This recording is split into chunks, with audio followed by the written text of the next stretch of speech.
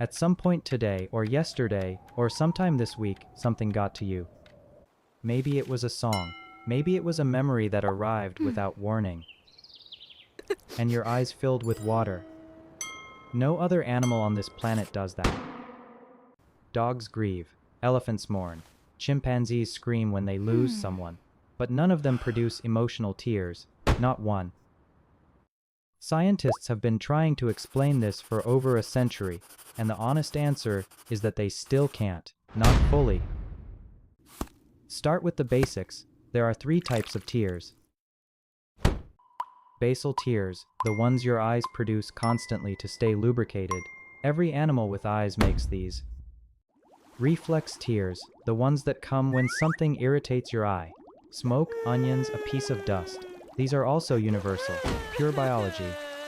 And then there are emotional tears, the ones that come when nothing is physically wrong with your eye at all, the ones that come from inside.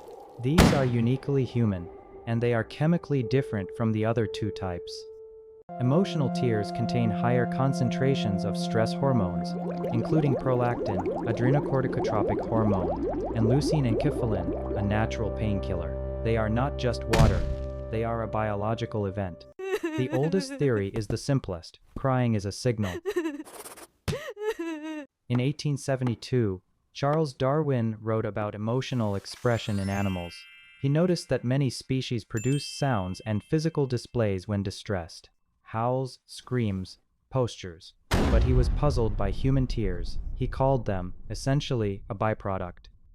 Then in 2011, a researcher named Noam Sobel at the Weizmann Institute ran an experiment that changed the conversation. He collected emotional tears from women watching sad films. Then he had men smell those tears, without knowing what they were smelling. The results were striking. The men's testosterone levels dropped measurably. Their self-reported sexual arousal decreased. Their brain scans showed reduced activity in regions associated with aggression. Tears contain chemical signals. Something in human tears tells other humans, lower your aggression. Be careful with this person. Something is wrong here. Biochemist William Frey spent years studying crying in the 1980s. He proposed that emotional tears are a form of excretion, that the body uses crying to remove stress hormones that build up during emotional distress. Crying, on this theory, is a pressure valve. It physically removes the chemical residue of pain. This is why you feel better after crying, not because of any psychological insight, because your body has literally expelled something. Frey's theory was never fully proven, but it was never disproven either, and it matches what most people report. There is a third theory, and it is the strangest one. Evolutionary biologist Michael Trimble argues that emotional tears are connected to something that only humans do, the ability to be moved by things that have nothing to do with your immediate survival. Music, stories about people you've never met, the ending of a film, a piece of writing that describes something you felt but never had words for. No other animal responds to these things. A dog does not cry at a funeral for someone it never knew. A chimpanzee does not weep at a piece of music, but you do.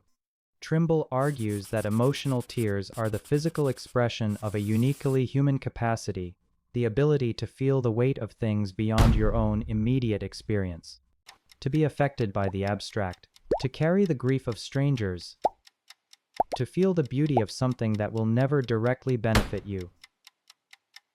This capacity, whatever it is what makes human culture possible. It is what allows stories to transmit meaning across generations. And tears are its physical signature. Here is what makes this strange. We don't know when humans started crying emotionally. There is no fossil record for tears. We can't date it. We can't trace it. Chimpanzees share 98.7% of our DNA. They do not cry emotionally. Whatever changed in that 1.3% produced something no other species has. A body that leaks when it feels too much. Think about the last time you cried. Not from pain, not from something in your eye, from something that mattered. Maybe it was grief. Maybe it was joy so large it had nowhere else to go. Maybe it was a piece of music that hit something you didn't know was there.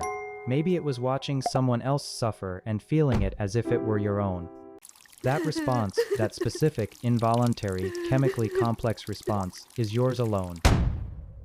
Scientists call it emotional lacrimation. They have theories about why it exists. They have data about what it does chemically, but none of them have fully explained why a piece of music can make your eyes fill with water. The most honest answer science has right now is this: we don't fully know. What we do know is that it only happens to you. In the entire history of life on this planet, in every species that has ever existed, only one produces tears for reasons that have nothing to do with physical pain. And that one species built everything.